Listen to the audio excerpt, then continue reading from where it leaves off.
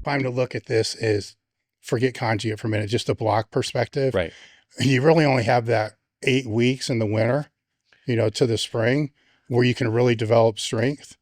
And then the other ones are kind of like almost not enough time unless they're staying that extra 3 weeks that you were talking about.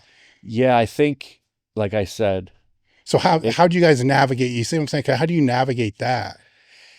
I mean, it's pretty tough because you're trying to also navigate through spring ball. You're trying to navigate a lot of different stimulus. And now it's even different, Dave, because now they have like more contact days, things like that. Back then it was, you had 8 hours, from that, end of January through end of March, where they were just lifting and they were just doing speed work and, some station stuff and all that other stuff. But we kind of changed that mindset in 2010. Which we had to because, we really needed to continue to foster that O-line mentality, the tight ends and stuff like that. So we changed that mentality. It's a little different than I think a lot of coaches think of, but it worked. I mean, we won 3 Big Ten championships. We went to 3 Rose Bowls.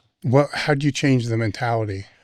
So what you see a lot is like the coaches are looking at test variables and things like that. And a lot of coaches will look at from January to March and they'll be like, well, in January, this is where they were. In March, here's where we were. We didn't compare that. We compared March to July to out of season. So we wanted them to keep getting better, not go up. And then we go into the season, we go down, we go up, go down. So like we trained exceptionally hard through spring ball. Okay. So if I'm to kind of dissect this a little bit, if we're looking at, say you're building out this year training plan, right? Yeah. You can sit down and start from day one all the way to the end of the year, which is kind of one way to go about it. Then you're changing the variables, where if you flip that on its head and say, this is where we know we're going to go, but we're going to build out from what we have right now to what it will be in a month, and then what it will be in a month. So one's building backwards, one's building forward. So is that what you mean by flipping the mentality? I would say we melded them together, right? I know where we wanted to be. Yeah. Because like my biggest pet peeve is these coaches, these football, high school, college coaches, like we maintain during the season. I believe you can get stronger during the season, even at the Division I level, and we did it. And so it's how do we set their bodies up to be able to handle that in season training, because we can be as strong as we want in March, we can be as strong as we want in May. If we're not strong in November, it doesn't matter, because that's when you win championships. And that's how you have to view it as you're doing your program. So you have to be able to set their bodies up to be able to train in season at a high intensity level, low volume, right? But make sure you keep your strength metrics where they were in July. So our guys in July, if we say we maintain, like if I test you and you test out in end of July and you squat 500 pounds, if I maintain your strength end of November, you squat 500 pounds. That's my belief. And so how we prep them for that is we train them exceptionally hard in the squat rack, in the weight room during spring ball, because you can't lose any games in spring ball. And it teaches the guys to learn how to handle the stress of the weight room and also manage the football stress that they're getting. And so that was a huge switch that we made in 2010, because we kind of split the groups off. Herbs gave me the O-line, the tight ends, the fullbacks, quarterbacks. He was like, you take them how you want, as long as, they're getting better and stuff like that. So checked in with him. And that was like one of the first times, I think, in college football that you started to break groups off. Typically everybody trains at the same time. This was very unique. And to me, it was like, it was almost like a new life. I was like, holy, I get to program my own guys. I get to do this. And so it was a shock the first year we did it, kind of like we were talking about. I mean, the first time we really pushed the envelope with the guys in 2010, the spring game is, a fun thing for all the fans and stuff like that. That's not really a game. The week before in college football is typically where the coaches have a big scrimmage, where it's like full pads. It's like full, Brett, Bielema at the time, let Paul Chris and Dave Dorn basically, coach, so you want to be done. So that's like a 3-hour scrimmage. And our guys knew that going in. Well, we continued to, on Friday, we scrimmaged on Saturday. On Friday, we lifted extremely hard. I think we were doing, 8 sets of 3, 8 sets of 2 in the front squat. I was pushing the front squat because we had other things that I had in mind I wanted to do. And I remember we're getting ready to have that scrimmage. It was like a Friday afternoon, and like Billy Nagy, who played for the Cowboys, and he was a very quiet leader for us. We had 3 O-line captains, John Moffitt, Gabe Carimi, and Bill Nagy, and Bill was kind of the quiet one, but when he spoke, it was like, okay, we better listen. And he took the bar and slammed it into the rack. Like after set 5, I'm like, okay, we got a problem. I shut the music off. I said, what's the problem? And they're like, we have a huge scrimmage. We have this, coming up tomorrow. And I just said, well, here's the deal. We play Ohio State October 16th. They're going to be the number 1 team in the country. We have to beat them. And then the next week, we have to come back and play at Kinnick Stadium at Iowa, where they had, 2 or 3 guys that were first round, picks. I said, so if you want to just go up and down when you want to train, that's how our season's going to be. I said, and we're not prepping for wins against our D line, even though we had JJ Watt and guys like that. I said, so what I'm trying to teach you right now is how to be strong and how to be mentally strong when we play those games. And you have to train back to back to back. You can't just beat Ohio State, which we did, and then take the week off and hope we could beat Iowa. You have to, push the envelope. I said, so if you want to go upstairs and foam roll, go ahead and foam roll. Otherwise, we got set 6, and I flipped on. I don't even. It's like a white. Here I go again, and they squatted their tail. I mean, they got after it, and then they took the field, and they felt great, because I think what people don't understand about in-season training is that guys don't get sore from doing heavy doubles. They get sore from doing 5 sets of 6 or 5 sets of 8. No frickin' lineman wants to do a set of 8 during the football season. Ever. They don't want to do it ever. They don't want to do it ever. Yeah. But like in season is like the worst. So like you can get them to do a double or a single in season. They'll get fired up for that. They won't get fired up for sets of 6 and 8 or pushing heavy sleds like during the season. So we kept it straight in the weight room. Well, you also regressed the weight a little bit because it was the front squat instead of the back squat. So you're reducing the workload there as well. Yeah, for sure. What were the key metrics that you were tracking for the players what did you end up on? Because you were there a long time. So it may have changed over a period of time, because there's going to be key indicators in the weight room, but also on the rubber, turf, and field. For us, it was the bench and the squat. We didn't really get into like heavy deadlifts. What about speed? With the guys, the 10-yard start for the linemen. Yeah, I mean? Verticals, anything like verticals that? Too. Yep. Okay. So I mean, your traditional stuff. Like it was meat and potatoes. Like we tested vertical for the linemen. It was a 10-yard start. We kind of got away from running 40s. Bench, squat, and we did clean back then. I don't clean my athletes now, but I had the ability to have guys for 4 or 5 years, so we could teach that. To a level that I felt good about them being able to do the movement. Would I clean them now? Probably not. Because I just think you can get more out of dynamic effort work and things like that. So what were the movements that you saw had correspondence into those main indicators? That's a good question. The floor press was great for us. And that's one thing that we look at with our gyms is like one-off exercises. So like the floor press for us, if we could get guys better in the floor press, their bench would go up. As far as the squat, if their front squat went up, their back squat went up. And then other than that, we didn't really have a lot of other things outside of like doing RDLs and things. We were very basic, and I always laugh. I'm like, if I could take what I know now and put it back then, we would have been so much better, so much better. But yeah, I mean, we just focus on meat and potatoes, like you said, old school thought process. We wanted guys stronger. And what about the running mechanics? Did you work that to be able to help the 10s? Yeah, I think we did a little bit, but it was more like for me, I looked at how their 10 improved, and I also looked at is their clean improving, is their vertical jump improving, like is their squat improving, and then does that correlate to their 10? And usually it does. I think we know that if you get guys stronger and they can jump higher, they're going to run faster. Same thing. I always also believe if you got guys that can run faster and squat more, they're going to jump higher. So I think there's kind of like a circle there.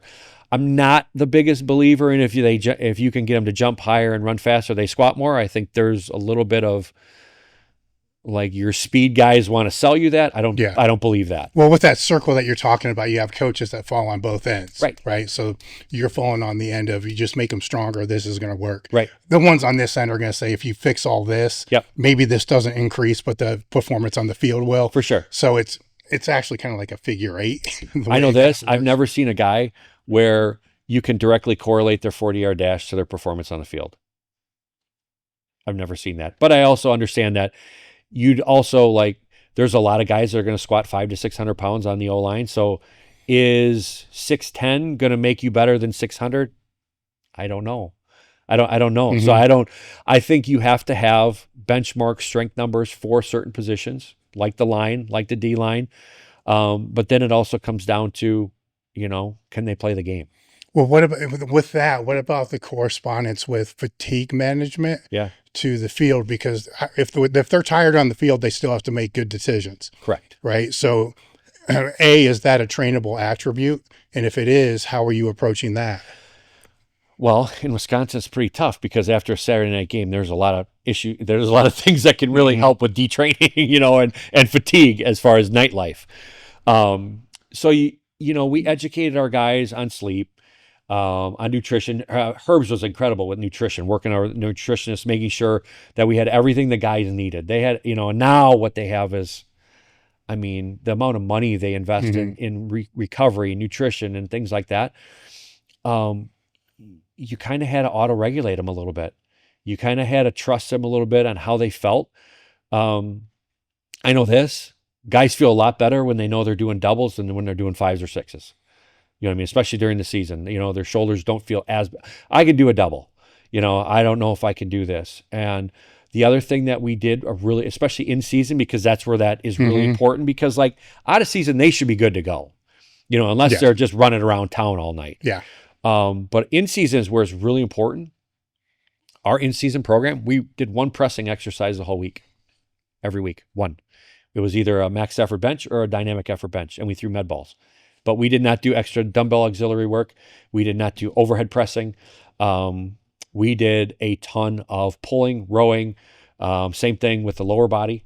We did a ton of posterior chain stuff. So what my philosophy was, especially with the linemen, and Bob Bosted, who's now at Indiana, we had this big argument in his office. Well, we got a bench. I said, well, okay.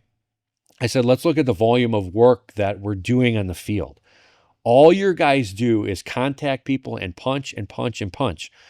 So if I had to do like a volume counter, like I try and balance their body, do you want to take away some of the punching drills you do on the field, or do you want to let me just press them heavy, throw some med balls, but do a shit ton of rows and vertical pulls, lat pull downs, seated rows, wide rows, where we can protect their shoulders?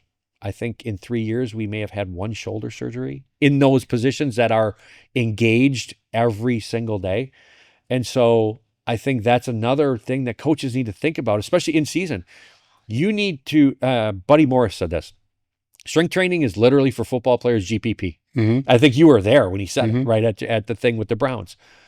You're trying to balance the amount of work they're doing on the field by trying to take care of their bodies in the weight room. And so if you can trust that and believe in that, you're still going to get guys stronger during the season. So during the season, you're kind of defaulting to this minimal dose. Yeah. Right. And then out of season, you're trying to build the maximum dose. Oh, yeah. We would overhead press out of the season. We'd do a lot of dumbbell work. But again, I was able to balance the volume because I know that they're only doing maybe one at the time, because now it's different. At the time, they were maybe getting together once a week to do like some O-line stuff and drill work and punching and stuff like that. So you can be more aggressive, but you also then have to look at the time of year. The same thing with spring ball. We did a lot less pressing in spring ball because they're practicing 3 times a week. Would that mean that before that, you're going to be trying to do more than what your base would be? So like in the winter and then the summer. Yeah. I mean, you're trying to build that amount of volume. So yeah, there would be days where we do some higher volume stuff. And typically we'd use dumbbells to take a little load off the shoulders. But yeah, you have to be ready for that, because when you hit the ground running, in the fall, like that contact is real. And that's really hard to prep guys for. So you do have to build in volume with it. So you have to be smart, with your training, right? You have to have max effort work. I believe you have to have dynamic work. You have to have speed work, some type of speed work, but then you also have the volume built in so they can withstand, some of the practices that they had to go through 2.5 hours, come back at night, hour and a half. And really you do the best you can, but you know that. I mean, it's like a train wreck. It's like 150 train crashes every practice, and then we have to figure out how to get them to feel better so they can do it again at night. When did you start to embrace, say, the max effort work? And I want to loosely kind of say conjugate because when I say that, I need to know how the person defines that. Right. Right. So how would you define conjugate? I would just say it's an all-encompassing opportunity to develop athletes. So it hits all the parameters I think athletes need on a weekly basis. So so training all the motor abilities in one phase. But year round. So we're all trying to hit it year round. Are we going to have, sometimes we're going to go into a little bit more volume in the main exercises? Yes. Right. I mean, there's still 18 to 21-year-olds. I deal with 12 to 18-year-olds in my gyms. But the same concepts is we want them to lift maximally. We want them to do some type of speed work, whether it's however we're doing it. But then we also need volume because we have to have armor. It's, when we're talking football and any sport, you have to have some armor on your body. So, and again, that I think the volume creates great joint integrity for these younger athletes and players that are doing collision sports. So for me, conjugate is I look at it as an athlete development model versus, I think a lot of people are going to be like, well, it's powerlifting. Okay, yeah, it works for powerlifters, but it also works for volleyball players. It works for football players. It works for track. You just have to learn how your athletes and what your athletes need. So like we were talking a little bit about giving someone just a program. Like, I don't know if you can do that anymore because you have to see what your needs are for your athletes. We have 7 gyms. We run conjugate, through our system in our gyms. If you go to my Appleton gym, and you watch if we would consider it a max effort day for the day, and you could Star Trek, go and superimpose yourself in Menominee Falls, the workouts could be completely different. Same philosophy, but the Appleton gym has athletes that have different needs than the Menominee Falls gym does. And that's where I think conjugate fits really well with what we do. Okay. And we'll drill down into that a little bit more here in a second, but when did you start to fold this lack of a better word, philosophy into the training that you were doing with the players? When in 2010. So it was kind of, that was when I was I got to explore, how I wanted to program. And so, we didn't use bands back then. I wish we would have. I think that would have been a huge opportunity for our guys. We just used change and again, back then, that was really what I knew, and so, we had, max effort days on Monday and Friday. And we had dynamic days on Tuesday and Thursday, off day on Wednesday. So we put the dynamic days in the middle to give, 72, 90 hours between max effort, opportunities. Where were some of the places where you screwed up at the beginning? Oh, Jesus. How long do we have? We got as long as you need. The biggest ones that you'll see other people make. I think, we'll talk about dynamic work because I think it's misconstrued. I think people either go too light or they go too heavy, right? I think when you're dealing with especially male athletes, that's too light. You know what I mean? Yeah, it's supposed to be light. It's supposed to be fast. I think the one thing that I could have done way better at Wisconsin is be better at selecting auxiliaries that fit the needs of what we needed. We were so, John Moffitt called our auxiliaries incidentals. Oh, we got to do those after we squat. They wanted to squat heavy. They wanted to bench heavy. And then it was like, well, wait a minute. We got to do 4 sets of 8 chest supported rows, and we got to do seated wide rows. And I just want to bench, and sometimes you can, get into that a little bit. But I think for me, if I could have had a better understanding of then, how to transition some of those auxiliaries into some of the things I was seeing, I think could have made the program a lot better. Oh gosh, what else? We would have box squatted more. We did all free squatting back then. I think we would have box squatted more. I think for the linemen, it's great, right? Static to dynamic, that's their sport. So we would have done that more. And I would have rotated bars more, a few more, not as much, as like West Side or what you guys, with rotating bars every week or changing out. I mean, you got 30 kids, man. Yeah. There's a realistic aspect to all this too. Right. But using the safety squat bar, yeah, probably I would have done that more. I think that has been a great addition, for the volleyball players I train, right? It's easier on their shoulders. And in season, that's really the thing that takes the beating for those guys. I think those are the main things that I would, but like, I think people really miss the opportunity to really get stronger in the auxiliary work. How did you arrive on the weight to use for the way that the easiest way that I can kind of explain conjugate, the way that you're describing it, is the first place you're going to start is with your squat wave. Right. That goes down first. It's 3 weeks, 5 weeks. Who cares? You decide what it's going to be. And then you kind of lay that out. Then you got to figure out what the percentage is going to be from that. The easiest way I know to figure that out is you just take a kid, you have them start squatting, doubles, and you just keep working the weight up 20 pounds every set. And at a certain weight, if it's too light, it looks way too light. At a certain weight, it starts to look like it's supposed to look. And then if you keep adding 20 pounds every set, and there's going to come a weight where this is too heavy. And then you have a range. Right. And it's like, okay, it's going to be from 250 to 330. Then you wash that week away. That's gone for good. And then you lay it all out because every kid's different. With percentages too. So you can lay it out. You're like, here, I'm going to go 40 or whatever it's going to be. But then you're going to have to change it for half of the kids because the percentages get weird because every kid's neuromuscular system's developed a little bit differently. Their technique's a little bit different. If their technique gets a little bit better, they're 50 pounds stronger the next week. Right. So it's, how do you go about figuring out that range that you're going to start with for the squat? Because once the squat's done, everything else can kind of falls into place. Right. Well, the hardest part, and it's, I don't know if it's different now. The hardest part is we had basically 3 athletes walking in our door. If you want to take this, you had the athletes that came from a great strength and conditioning program. So their technique was fantastic, right? They could squat, they could bench, they could do all the movements. They had great, hip hinge, all that other stuff. So you had that. Then you had the opposite end of the spectrum with the kids that were just so freaking good, they didn't have to train. So you had that. And then you had the middle range where you had kids that are really good, but they came from a program that kind of let them do whatever they want. So their squat technique was bad. They, all the things that we as technicians look at and you're like, oh my gosh, really?